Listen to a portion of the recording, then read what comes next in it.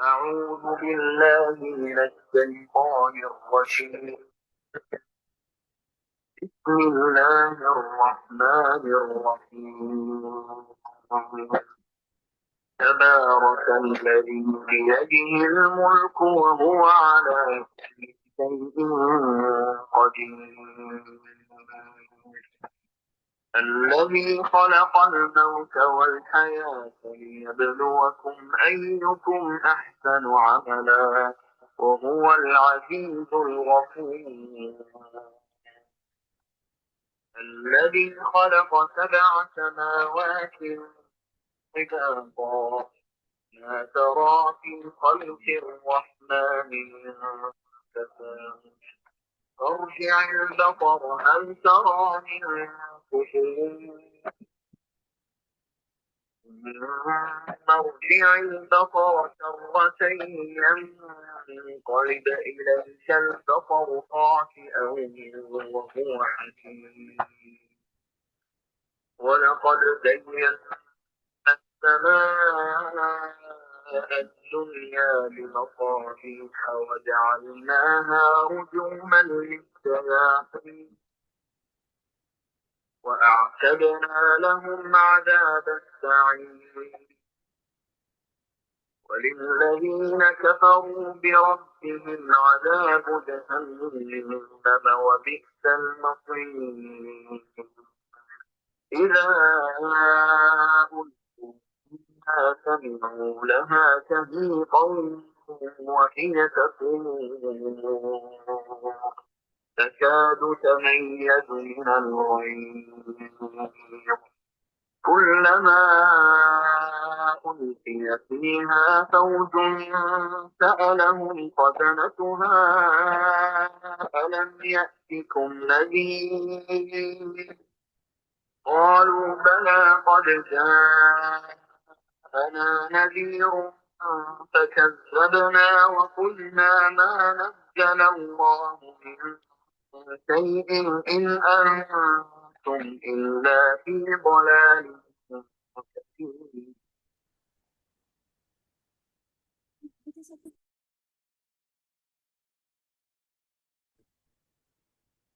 بسم الله الرحمن الرحيم نحمده ونصلي على رسوله الكريم أما بعد أعوذ بالله من الشيطان الرجيم بسم الله الرحمن الرحيم ربي اشرح لي صدري ويسر لي أمري واحلل عقدة من لساني يفقهوا قولي يا رب زدني علما اللهم ارحمني بالقرآن العظيم وجعله لي إماما ونورا وهدى ورحمة وجعل لي حجة يا رب العالمين. ربي يسر ولا تؤثر وتمم بالخير يا مقلب القلوب ثبت قلوبنا على دينك. اللهم إني أسألك علما نافعا وعملا متقبلا ورزقا واسعا وشفاء من كل داء. السلام علیکم ورحمۃ اللہ وبرکاتہ۔ تمام تعریف اللہ رب العالمین کے لیے ہے جو خالق اور مالک اور رحمان اور رحیم ہے۔ اللہ تعالیٰ کا بے انتہا شکر احسان ہے کہ اللہ تعالیٰ نے پھر ایک مرتبہ ہم تمام کو یہاں پر جمع کیا، اس بابرکت مجلس کا حصہ بنایا، زندگی جیسی عظیم نعمت سے نوازا اور قرآن کریم جیسی عظیم کتاب ہم تک پہنچائی، جس نے ہمارے سامنے حق اور باطل کو واضح طور پر کھول کر رکھ دیا تاکہ ہم جان سکیں، اس کلام کو پڑھ سکیں، اللہ سے اپنے رشتے کو اور مضبوط کر سکیں، ایمان کو اپنے اور بڑھا سکیں۔ الحمدللہ سورہ ملک کا یہ ہمارا سلسلہ چل رہا تھا، تقریباً ہم نے 7 آیات مکمل کر لی تھی۔ ہم نے آخری لاسٹ آیت میں ہم نے دیکھا تھا کہ جہنم کس طرح ہوگی، وہ کتنا برا ٹھکانہ ہے اور کس طرح سے اس میں ڈالا جائے گا کفر کرنے والے کے بڑے گروہوں کو جنہوں نے انکار کیا ہوگا دنیا میں، کیسے وہ دہاڑے مار رہی ہوگی، کیسے وہ جوش میں ہوگی۔ ہم نے آیت 6 تک اس کو دیکھا تھا۔ 7 کا ہم نے ترجمہ کر لیا تھا، انشاءاللہ آج ہم اس کی تفسیر پر دیکھتے ہیں۔ شروع اللہ کے نام سے، الرحمن جو بہت مہربان، الرحیم نہایت رحم کرنے والا ہے۔ تکادو قریب ہے، تمیزو وہ پھٹ پڑے، من الغیظ غضب سے، غصے سے، कुल्लमा जब भी उल्किया डाला जाएगा फीहा उस में फौजुन कोई ग्रोह या कोई फौज सालहुम तो वो पूछेंगे साला पूछेंगे सवाल करेंगे हम उन खजनतुहा उनके दरोगे यानी उनके चौकीदार या उनके जैसे वॉचमैन हम कहते हैं। क्वेश्चन है क्या लम नहीं याति आया था तुम्हारे पास नदीर कोई डराने वाला। हम आगे की आयत को भी लेते हैं क्योंकि इन दोनों का कनेक्शन है कि जब पूछा जाएगा तो ये क्या जवाब देंगे, इसका भी हम कर लेते हैं, फिर साथ तफसीर जो है दोनों के साथ में करेंगे। आलू वो कहेंगे, रूट वर्ड है ऑफ वाव लाम, वो कहेंगे, मादा इसका हुआ काफ वाव लाम, लुग़वी माना है कहना या कहा। बला क्यों नहीं, बला या अरबी जबान में एक हुर्फ होता है जो जवाब के लिए इस्तेमाल होता है, आंसर देने के लिए, जैसे हाँ क्यों नहीं, हाँ यकीनन। यानी किसी ने अगर हमें क्वेश्चन में सवाल किया है तो उसका जवाब को हम इस तरह जवाब देंगे कि हाँ क्यों नहीं। जैसे अब यहाँ पर फरिश्ते पूछ रहे हैं कि तुम्हारे पास कोई डराने वाला नहीं आया था, तो वो कहेंगे कि क्वेश्चन पूछा जा रहा है कि नहीं आया था, तो उसके जवाब में करें क्यों नहीं आया था, इस तरह से। कद यकीनन ये हुर्फ जो है तहकीक और ताकीद के माने में आता है, जिसका माना होता है यकीनन या बेशक। अब तर्जुमा देखेंगे अलग अलग तरीके से होता है इसका, या तहकीक। ये सारे जुमले पुकारने के लिए, अपनी बात को पुख्ता रखने के लिए, उसमें शदीद ताकीद पैदा करने के लिए कद का इस्तेमाल किया जाता है। जा जा पहले जा फेल है, इसमें वर्ब है और ना इसके साथ जमीर जुड़ी हुई है। जा का अगर हम मादा देखें जीम या हमजा इसका रूट वर्ड है, इसके लुग़वी मानी है आना, ठीक है, वो आया। और जमीर जो इससे मुत्तसिल जमीर जो अटैच प्रोनाउन जिससे हम कहेंगे जुड़ा हुआ है, इसके माने हैं हमार, हम या हमारे, यानी हमारे पास। जा अना आया था हमारे पास, नज़ीरुन डराने वाला। नून जाल रे पहले भी गुजर चुका है, लुग़वी माने डराने वाला, खबरदार करने वाला, आगाह करने वाला। फकज़्ज़ब फा हरफ अत्फ, पहले भी हमने बहुत बार इस पर बात की है। फा हरफ अत्फ, हम इसका तर्जुमा पस या तू या फिर किसी भी तरह से इसका तर्जुमा कर सकते हैं, कोई भी माने में इस्तेमाल होगा। कज़्ज़ब काफ दाल बा, इसका रूट वर्ड है, माना है झुटलाना, तकजीब करना, किसी चीज को मानने से इनकार करना। और खासकर उलमा कहते हैं कि अगर लुग़वी मानों में देखें तो सच्चाई को मानने से इनकार करना, जो सामने मौजूद है उसके होने के बावजूद। कज़्ज़ब का माना हुआ इनकार करना है, झुटलाना, फिर इसके साथ जुड़ी हुई है जमीर ना, इसका माना हम या हमारे। फ तो कज़्ज़ब झुटलाया ना हमने, व और कुल, कुल वो हरफ अत्फ है, कुल जैसे ऊपर गुजर चुका है काफ और लाम, इसके भी मानी कहना, कहा, कहा वकुल कहा, इसमें भी ये ना जो है जमीर है, कुल प्लस ना ये जमीर है, इसका माना हम। वकुल ना और हमने कहा था, माँ नहीं, हरफे नफी, नहीं के माने में, नो के माने में आता है, हरफे नफी इसको कहा जाता है। नज़ल नून जाल लाम, उतरना उतारना, भेजना, नाजिल करना, इस सारे माने इसमें आते हैं। नून जालाम नज़ला यानी उतारना या भेजना या नाजिल करना। नहीं नाजिल की अल्लाह, अल्लाह ने, मिन, मिन से के माने में है, हरफ जर है, शय इन कोई चीज, नकरा आया है इसलिए हमने यहाँ पर कोई किया है, कोई चीज। नहीं नाजिल की अल्लाह ने कोई चीज, शय इन शीन या हमजा इसका रूट वर्ड है, शीन या हमजा इसका रूट वर्ड है, माने ही कोई चीज, कोई शय या कोई हुक्म या वही, ठीक है। इन नहीं, इन जो है ये भी हरफ नफी है, माँ के माने में ही आता है, हमने देखा था। इन अक्सर और बेशतर हम अगर के माने में करते हैं, लेकिन बाज जगह पर इन जो है नहीं के माने में भी इस्तेमाल होता है। अभी तक हमारे पास हमने क्या देखा, माँ ला नहीं के लिए, अब इनको भी हमने देखा, ठीक है। इनके माने हैं नहीं, जब یہ اکثر ان کے ساتھ الا آپ دیکھیں گے، ایک عربک گرامر کا رول ہے، جب بھی یہ اس کے ساتھ آتا ہے ان، تو یہ نہیں کا معنی دیتا ہے۔ ان انتم، نہیں ہو تم، الا مگر، ٹھیک ہے، انتم یہ ضمیر ہے، یہ جو ہے ڈیٹیچ ضمیر جو ہم نے دیکھا تھا، انتا انتم، انتم یہ پیورل کے استعمال ہوتی ہے جمع کے لیے اور میل کے لیے، مذکر جمع کی ضمیر ہے یہ، اور پریزنٹ سامنے جو ہوتا ہے انتم مسلمون، تم سب مسلمان ہو، میل کو کہیں گے، مرد کا ذکر ہوتا ہے، جیسے انتم صالحون، تم سب مرد نیک ہو، ٹھیک ہے، انتم عابدون، تم سب مرد عابد عبادت گزار ہو، تو یہ انتم میل کے لیے استعمال ہوتی ہے، جمع کی ضمیر ہوتی ہے۔ انتم الا، الا یہ حرف استثناء ہے، جیسے ابھی میں نے کہا کہ ان کے ساتھ یہ ہمیشہ رہے گا، اس تب ان کے معنی ہوں گے نہیں، اس کے معنی ہوتے ہیں مگر، سوائے، بجا، یا صرف، یا بس۔ جب اللہ کے ساتھ آتا ہے تو ہم اس کے معنی اس طرح سے کرتے ہیں، صرف یا بس یا مگر، ٹھیک ہے۔ تم مگر، پی میں حرف جر آ گیا، لغوی معنی حرف جر کے ہمیں پتہ ہے، اندر میں، اس طرح دلالن، دود گمراہی کے معنی میں، دود لام لام گمراہی، یعنی سیدھے راستے سے بھٹکا ہوا، ہم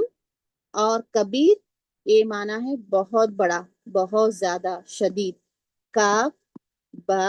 را،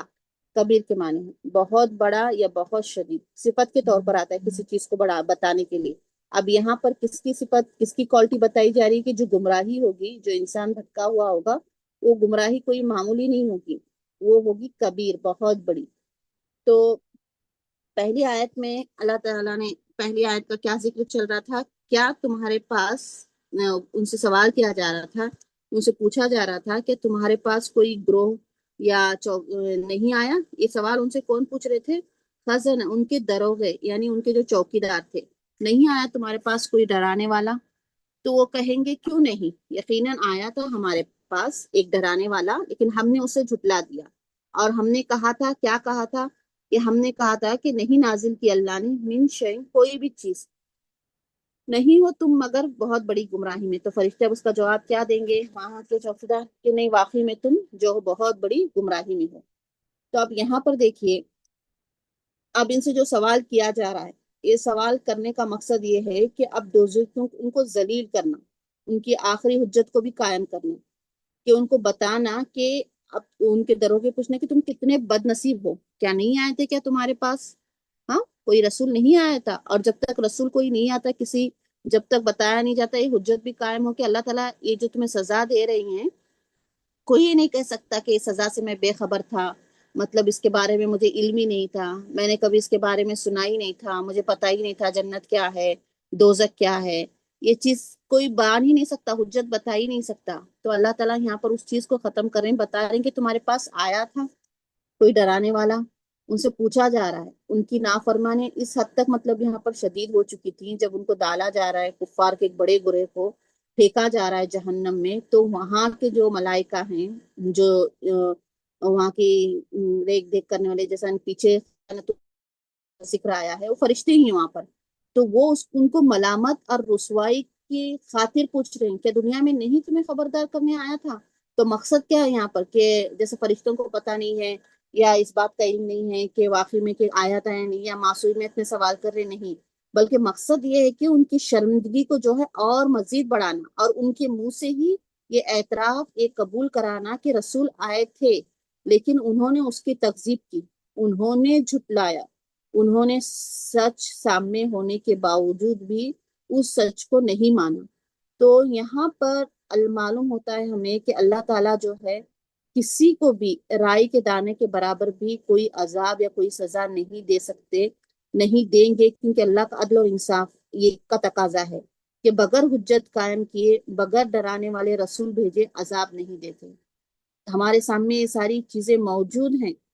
تو تبھی اس کا سوال اور جواب لیا جا رہا ہے، یعنی یہاں پر یہ چیز بتائی جا رہی ہے، جب جب کسی قوم پر عذاب آیا ہے،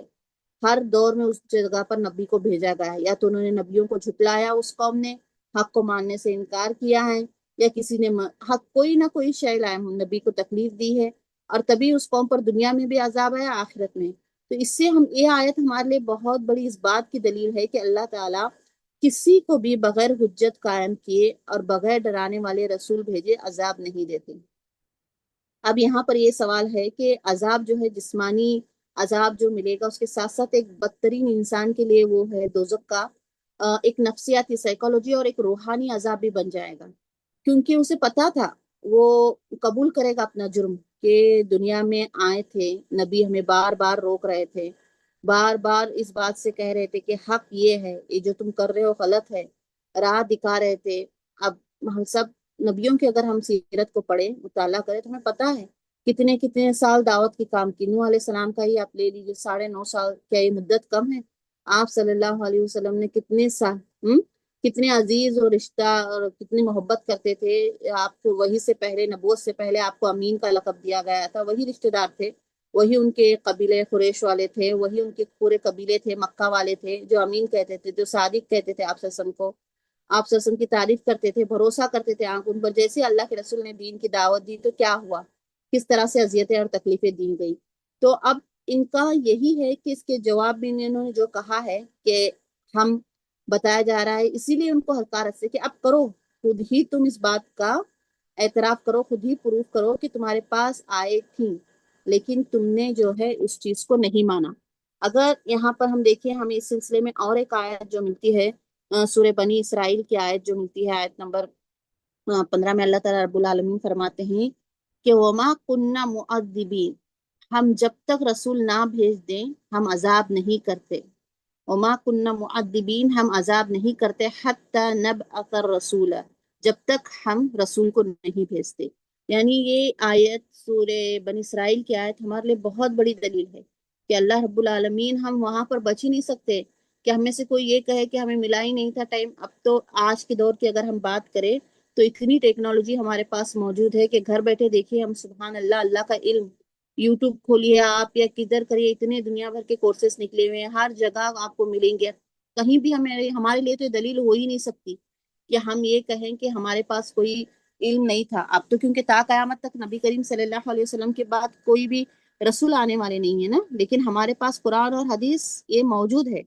تو اب ہم اس کو دلیل بنا ہی نہیں سکتے، حجت قائم کر ہی نہیں سکتے۔ اسی سلسلے میں سورہ زمر کی ہمیں آیت ملتی ہے، جب جہنمی جہنم کے پاس جائیں گے، اللہ رب العالمین کہتے ہیں، اور جب جہنم کے دروازے جو ہیں کھول دیے جائیں گے تو ان کے دروغہ، ان کے چوکیدار جو فرشتے، جو ملائکہ ہوں گے جہنم میں، وہ ان سے پوچھیں گے کیا تمہارے پاس تم میں سے رسول نہیں آئے تھے جو تم پر تمہاری رب کی آیات پڑھتے تھے اور تمہیں اس دن کی ملاقات سے ڈراتے تھے، یعنی اس دن کی؟ تو وہ کہیں گے آئے تھے، ڈرایا بھی تھا، لیکن کافروں پر ہمارے پر یعنی کلمہ حق عذاب حق ہو گیا تھا، یعنی ہم نے اس کو نہیں مانا۔ وہ اپنے آپ کو ملامت کریں گے۔ اب اس کا آگے جواب وہ یہی دے رہے ہیں نا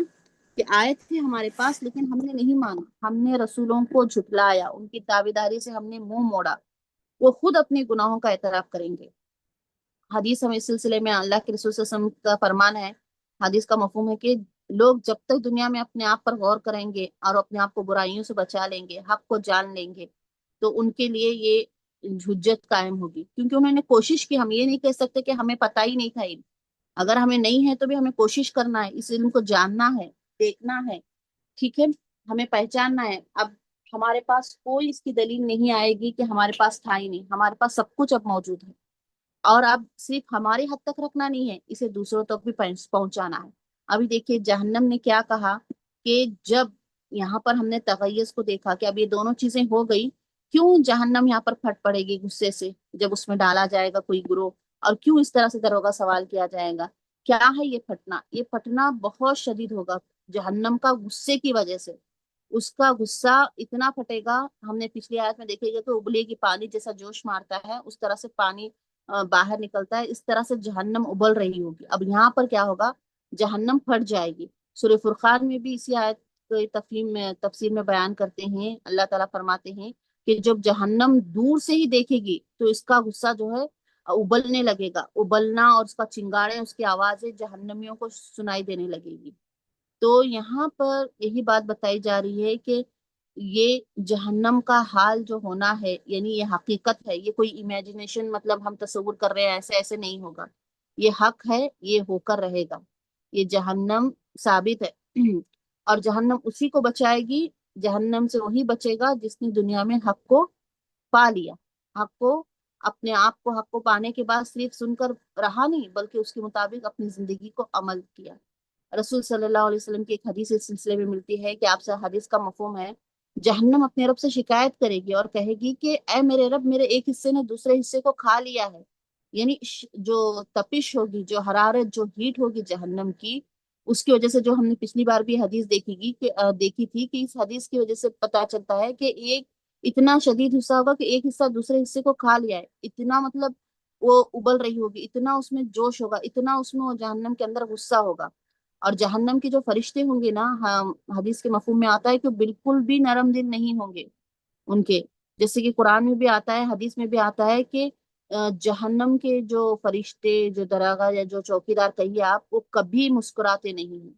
جب سے جہنم پیدا کی گئی ہے اور ان کا مجرموں سے جو سوال کرنا ہے، جو سوالات پوچھنا ہے، جو ان کو عذاب دینا ہے، ان کو دیکھا ہی نہیں گیا کہ ان دروغوں فرشتوں کو، ان ملائکہ کو جہنم کے، کہ کبھی وہ مسکرائے ہیں۔ وہ سخت ترین غصے، غضب اور ڈانٹ کی اس میں ہوتے ہیں کہ کس طرح سے ان لوگوں کے پاس حق آنے کے باوجود بھی ان لوگوں نے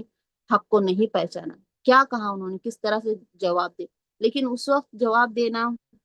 اس وقت اس بات کا اقرار کرنا، قبول کرنا کہ نہیں، ہمارے پاس آیا تھا، ہم نے نہیں مانا، تو کوئی فائدہ دے گا؟ نہیں فائدہ دے گا۔ ہم نے دیکھا پچھلی آیتوں میں بھی، کیونکہ وہاں پر کوئی موت نہیں آنی ہے۔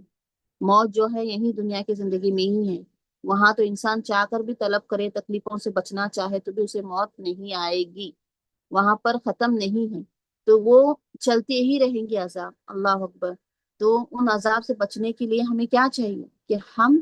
اس دنیا میں جو چیزیں آئی ہیں ان چیزوں کو ہم دیکھیں کہ صرف ہم کہہ رہے میں نے کہا، آپ نے سنا، کیا میں اس کے مطابق عمل کر رہی ہوں، کیا آپ اس کے مطابق عمل کر رہی ہیں؟ ہماری زندگیوں میں واقعی یہ چیز ہے موجود؟ اتنی بڑی چیز اس میں بتائی جا رہی ہے، دوزخ میں جب ڈالا جائے گا، اتنی ملامت ہم پچھلے اس سے دیکھتے آ رہے ہیں کہ کس طرح سے دوزخ کا ذکر کیا جا رہا ہے۔ اور اگر ہم ان کو حدیثیں لے کر بیٹھے، اتنی حدیثیں ملیں گی ہمیں جہنم کے بارے میں، کس طرح سے اس کا ٹھکانہ ہے، کیا ہے، ساری چیزیں۔ جہنم میں آنے کے بعد کس طرح سے فرشتوں کا ڈانٹنا، غصہ، غضب کرنا، یہ کتنا، یہاں آج ہمیں یہاں دنیا میں تھوڑی سی شرمندگی برداشت نہیں ہوتی۔ اب بچوں کو ہی لے لیجیے آپ، اگر ہم ماں باپ ایز اے پیرنٹس بچوں کو کچھ ہمارے فرینڈس کے سامنے بھی اگر ہم کچھ بول دیتے ہیں، ڈال دیتے ہیں، تو کتنی شرمندگی محسوس ہوتی ہے، بعد میں بچے یہ کریں گے۔ یا کلاس میں لے لیجیے بچے، ہاں، کلاس میں اگر کوئی ٹیچر اٹھا کر کسی بچے کو پوائنٹ آؤٹ کر کر اس کو ڈانٹتی ہے، غصہ کرتی ہے، تو کس طرح سے احساس کمتری کا شکار ہوتا ہے بچہ، کتنی ذلت محسوس کرتا ہے خود کو۔ لیکن آپ دیکھیے قیامت کے دن کا وہ مرحلہ کیا ہوگا، ہم کتنا کیسا مرحلہ ہوگا جہاں پر ان کو سب کے سامنے، کیا وہ ہم برداشت کر سکیں گے؟ دنیا کی نہیں چیزیں ہمیں برداشت ہو رہی تو ہم وہ برداشت کر سکیں گے؟ تو یہاں پر اگر ہم دیکھیں کہ آیت نمبر 9 میں کہ مفسرین نے 3 مراحل بتائے ہیں کہ کفر کے جو ہے، جو انسان اعتراف کرتا ہے اپنے گناہوں کا، بتاتا ہے کہ ہاں میرے پاس ڈرانے والا آیا تھا، تو ان کا جرم اعتراف، تو ان کے کفر کے جو ہے 3 مراحل ہیں۔ پہلے یہ کہ انہوں نے، پہلا مرحلہ کیا ہے کہ انہوں نے رسول کی بات کو سچ ماننے سے انکار کیا تھا، تو انہوں نے کیا کیا؟ فقدبا، انہوں نے اسے جھٹلایا۔ دوسرا مرحلہ یہ ہے کہ انہوں نے جو ہے عقیدے کا انکار کیا، یعنی الوہیت، ربوبیت، اسماء و صفات، یعنی ما نزل اللہ، نہیں نازل کی اللہ نے کوئی شے، یعنی شریعت کو ہی سرے سے انکار کر دیا انہوں نے کہ کوئی چیز اللہ نے نازل نہیں کی، یعنی رسول، ٹھیک ہے، اللہ تعالیٰ کو ایک ماننا، اس کے اندر پھر رسول کو ماننا کہ اللہ تعالیٰ کی طرف سے ہیں، اور پھر یہ چیز کہ تیسرا یہ کتاب اللہ تعالیٰ کی طرف سے ہے، من جانب جبرائیل امین، عظیم فرشتے کے ذریعے، عظیم نبی، سفر آخری نبی، آخری الزما محمد صلی اللہ علیہ وسلم پر اتری ہے، یہ حق ہے، اس کو نہیں مانا۔ یعنی یہاں پر پورا عقیدہ آ گیا، سارا ایمان باللہ، ملائکتی و کتبی، یہ پورا جو ہے پورے عقیدے اس کے اندر آ گئے، رسول، کتاب، آخرت، مرنے کے بعد دوبارہ اٹھایا جانا، سب چیز کی انہوں نے اس میں تکذیب کی، عقیدے کا انکار کیا سرے سے ہی۔ جب اسی چیز کو نہیں مانا کہ اللہ کی طرف سے نازل کر دیے، تو باقی کے سارے مراحل اس میں آ گئے، ٹھیک ہے۔ دوسرا یہ ہو گیا۔ تیسری چیز ہمیں اس میں ملتی ہے فی ضلال گمراہی، یعنی تیسرا مرحلہ کہ وہ خود گمراہ تھے، ٹھیک ہے، فی بڑی گمراہی میں، اللہ تعالیٰ کیا کریں کہ وہ خود گمراہ تھے، لیکن نعوذ باللہ انہوں نے کیا کیا رہتی زندگی میں، الٹا اللہ کے سچے رسولوں کو اور نیک لوگوں کو کہتے رہے کہ تم گمراہی میں پڑے ہو، تم گمراہی میں پڑے ہو۔ تو آج یہ ان کو بتایا جا رہا ہے کہ تیسری بات، وہ خود گمراہی میں تھے، یعنی اپنی اکڑ کی وجہ سے، اپنی انا کی وجہ سے بدتمیزی اور گستاخی میں تھے، مانتے نہیں تھے حق کو آنے کے بعد، پہلے تو جھٹلایا، تکذیب، رسولوں کو سچ ماننے سے انکار ہی کر دیا، جھٹلانا، پھر اللہ کے عقیدے کا انکار نہ جو اللہ نے نازل کیا، اور تیسری چیز یہ کہ گستاخی، گمراہی میں وہ خود مبتلا تھے۔ تو یہ آیتوں کا اگر ہم نچوڑ دیکھیں تو یہ آیتیں ہمیں اللہ کی طرف سے بھیجے گئے احکام اور نیکی کی دعوت دے رہی ہیں کہ اس کو جھٹلانا یا اس کو مذاق اڑانا ہمارے لیے کیا ہو سکتا ہے، آخرت میں بدترین حسرت کا باعث بن سکتا ہے۔ اور وہ انسان وہاں پر کہنے کی ضرورت نہیں ہوگی، ہم مکر بھی نہیں سکیں گے کہ نہیں نہیں ہم نے تو کیا ہی نہیں، گناہ پتہ ہے ہمیں کہ کیا حال ہوگا وہاں، ہمارے اعضاء بولیں گے، ہمیں ہماری بولنے کے لیے ہماری زبان کو تو پوری طرح سے بند کیا جائے گا، ہمارے ہر ایک اعضاء، باڈی پارٹس جواب دیں گے اس وقت ہمارے ہر گناہوں کا، ہماری ہر نیکی کا، کچھ وہاں خود ہم مان لیں گے اگر مجرم ہوں گے۔ اور اللہ کا قانون کیسا ہوگا، ہم نے دیکھا کہ قرآن کی آیت ہمارے سامنے کیا آئی کہ اللہ تعالیٰ جب تک عذاب نہیں دیتے جب تک اس میں رسول کو نہ بھیجے جس میں ان کو کتاب، جیسے یہ کتاب ہمارے پاس موجود ہے تو اس نے ہمیں بتایا ہے، اب رسول تو کوئی ڈرانے والا تو نہیں آنے والا ہے، لیکن یہ کتاب ہمیں بتا رہی ہے کہ حق اور باطل کیا ہے، یہ کتاب نے ہمیں کھول کر ہمارے سامنے رکھ دیا ہے، تو اب ہم اس حجت کو نہیں کر سکتے کہ نہیں ہمارے پاس کوئی آنا ہی چاہیے کر کر، ضروری نہیں ہے۔ اب یہ کام ہمیں، اب ہم تک پہ عمل کرنا ہے، اب یہ مسلمانوں پر ایک کام ہوتا ہے کہ اب ہم بھی اس کو لے اپنائے، ایمان والے بنے اور دوسروں کو بھی ایک پیغام اللہ کا پہنچائے تاکہ قیامت کے دن وہ حجت قائم نہ کر سکے کہ نہیں اللہ فلاں مسلم پڑوسی تو میرے پاس موجود تھی، میرے بازو ہی رہتے تھے، میرے نیبر ہی تھے، لیکن کبھی انہوں نے نہیں بتایا ہمیں کہ حق ایسا ہے، یہ اسلام ایسا سکھاتا ہے۔ ہاں لیکن ہم اب دیکھیں مسلمانوں کا یہ حال ہے کہ ہم اپنے اچھے رشتہ داروں میں اگر کوئی دیکھ رہے ہیں برائی، ایسی چیز دیکھ رہے ہیں جو رسول اللہ کی سنت کے خلاف ہے، ایسی کوئی چیز دیکھ رہے ہیں جو اللہ تعالیٰ کو پسند نہیں ہے، لیکن ہم وہاں بھی بولنے کی طاقت نہیں رکھتے، کیوں؟ ہم کہتے ہیں کہ نہیں چھوڑو جانے دو، ان کا ان کے ساتھ نہیں پوچھا جائے گا، پھر یہ نہیں تو ایک مرحلہ یہ آتا ہے کہ ہم کہتے ہیں کہ ہم بار بار بولتے ہیں ان کو کہ نہیں ہے، یہ شرک ہے یا کوئی بدعت کر رہے ہیں تو اسے مت کریے، لیکن وہ رکتے نہیں ہیں، ٹوکتے نہیں ہیں، تو تھکنا نہیں ہے ہمیں۔ دیکھیے کوئی نبی الزما جب اللہ تعالیٰ نے ان کو اتنی عظیم یہ دی تھی، ان کے مرحلے اتنے سخت تھے دعوت کے سلسلے میں، ہاں 23 سال کی زندگی، 9.5 سال کی زندگی نوح علیہ السلام کوئی معمولی نہیں ہے، اس کے باوجود بھی دیکھیے نہ ہی ان کے اولاد ایمان لائی، ہاں نوح علیہ السلام کا پتہ ہے ہمیں کہ بیٹا کتنا نافرمان تھا ان کا، کس طرح سے یہ ہوا تھا، تو یہ لوط علیہ السلام کی بیوی، ہم دیکھتے ہیں ہمیں بہت سیرت میں واقعات ملتے ہیں کہ کس طرح سے نافرمانی کی، ضروری نہیں کیونکہ انسان کو ہدایت دینے کی ذمہ داری اللہ کی ہے۔ اللہ تعالیٰ نے کیا کہا تھا نبی کریم صلی اللہ علیہ وسلم کو، آپ بس پہنچانے والے ہیں، ہدایت دینا میرے ذمہ ہے۔ اب ہدایت صرف اسی کو ملے گی جو ہدایت کی طرف پلٹے گا، جسے طلب ہوگی۔ اب انسان، ہم یہ نہیں کہہ سکتے کہ ہم خاموشی سے ایک جگہ بیٹھے رہیں گے، ہم نے کوئی کوشش نہیں کی، نہیں، جب ہدایت آئے گی تو ہم نیکی پر چلیں گے، جب ہدایت آئے گی ہمیں توفیق ہوگی تو ہم نماز پڑھیں گے، جب ہدایت آئے گی تو ہم قرآن کی تلاوت معنی کے ساتھ کریں گے، ہدایت آنا ہے نا اللہ کی طرف سے، یہ ہم نہیں کہہ سکتے۔ ہدایت اسی کو ملتی ہے جس سے انسان کو اس کی طلب ہو، جو اس کی طرف قدم کو بڑھا رہا ہے، جو چاہتا ہے کہ اللہ تعالیٰ مجھے چن لے، اس کی کوششیں جب ہوں گی تو اللہ تعالیٰ کی مدد اس کے ساتھ شامل حال ہوگی۔ یہ یاد رکھیے، کوئی یہ حجت نہیں کر سکتا کہ نہیں بھائی ہمارے بچے کو یا ہم نہ ہدایت نہیں ملی، ہم ہدایت ملنے کے بعد آئیں گے، یہ ہمارے ہاتھ میں ہے۔ اشرف المخلوقات اللہ تعالیٰ نے ہمیں بنایا ہے، ذہن دیا ہے، سوچنے سمجھنے کی صلاحیت دی ہے، ہم اچھائی اور برائی کو پہچان سکتے ہیں، ہمارا دل، ہمارا دماغ بتاتا ہے اس بات پر کہ یہ صحیح ہے یا یہ غلط ہے، اس چیز کی پہچان ہمیں ہے۔ تو ہم جب تڑپیں گے، جب ہم چاہیں گے کہ ہمیں حق ملے، ہم اس کی طرف لپکیں گے کہ کوشش کریں گے، تب ہی اللہ تعالیٰ ہماری ہمیں ہدایت سے نوازیں گے۔ اگر ہم بیٹھے بیٹھے نہیں دیکھیں گے، کوئی آ کر ہوتا ہے جب عمر ایک جانے دو، ابھی تو مین کمانا ہے، پیسہ ہے، ابھی تو مین بچوں کا کریئر کا دیکھنا ہے، آگے کا فیوچر کا سوچنا ہے، کر بیٹھیں گے تو نہ موت ہمارے لیے رکی ہوئی ہے، نہ موت ان کے لیے۔ جب موت کا لکھا ہوا ہے، موت برحق ہے، آئے گی، آ کر رہے گی، پھر ہم اس وقت نہیں کہہ سکتے کہ نہیں بھائی ہمیں مہلت دو کر کر۔ تو ہمیں جو ہے تڑپ کرنی ہے۔ دیکھیے آخرت، اگر میں یہاں پر ابھی ہم لوگ دوزخ کی حدیثوں کو اور دوزخ کے مناظر کو لے کر بیٹھیں تو وقت ہمیں کم پڑ جائے گا، اتنی بھیانک، خطرناک، ہولناک و دوزخ ہے۔ تو ہم دنیا کی تپش، دنیا کی گرمی، دنیا کی تھوڑی سی ذلت لوگوں کے سامنے برداشت نہیں کرتے۔ ایک پرٹیکولر چند لوگ ہوں گے یا 100 یا 1000 یا کلاس میں، دیکھیے آپ بچے، جیسے میں نے مثال دی وہ تو قیامت کا منظر ہوگا جہاں آدم علیہ السلام سے لے کر تا قیامت تک لوگ اس وقت ذلیل ہونا، اس وقت رسوا ہونا، اس وقت اس طرح کے سوالات کیے جانا جہنم کی طرف سے، جہنم کا غصے سے یہ ہونا، اپنے اندر کھینچ لینا جہنم کو، یہ سب کتنی عظیم شدت اور تکالیف ہیں جو انسان تصور بھی نہیں کر سکتا۔ اور آپ کو پتا ہے کہ دنیا کے مقابلے میں وہاں کی ہر چیز الگ ہی ہوگی جس کا تصور بھی انسان کے دماغ میں نہیں آ سکتا۔ تو اللہ سے ہم دعا کریں کہ اللہ تعالیٰ ہمیں اس جہنم کی تپش سے بچائے، اللہ ہم سے آسان حساب کتاب لے، اللہ ایک پل کے لیے بھی ہمیں جہنم کے حوالے نہ کرے، جنت الفردوس میں ہمیں جگہ نصیب کرے۔ تو یہ آیتیں محض صرف بتانے کے لیے نہیں ہے، یہ آیتیں ہمیں ایک بتاتی ہیں کہ جہنم ایک گڑھا نہیں ہے، بلکہ وہ غصے سے بھرا ہوا جذبات رکھتی ہے، اسے غصہ آتا ہے، وہ اللہ کے باغیوں کو، اللہ کے نافرمانیوں کو، اللہ کے انکار کرنے والوں کو دیکھ کر بھڑک اٹھتی ہے۔ اور اللہ کا دوسری چیز ہمیں اس آیت سے یہ پتا چلی کہ اللہ کا عدل جو ہے کامل ہے، کسی کو بغیر بتائے اچانک عذاب میں نہیں ڈالتا، مہلت دیتا ہے دیتا ہے دیتا ہے اللہ تعالیٰ، پھر اس کے بعد جب اللہ تعالیٰ کہتے ہیں نا رسی ڈھیلی چھوڑ دیتے ہیں، اور جب پکڑ میں آتے ہیں تو پھر اللہ تعالیٰ دبوچ لیتے ہیں۔ تو فرشتوں کا یہ جو سوال جو ہے مجرموں کو کیا تھا، ان کی غفلت یاد دلانے کا، ان کو احساس دلانے کا، ان کو شرمندگی کرانے کا۔ پھر اللہ تعالیٰ بتا رہے ہیں کہ نذیر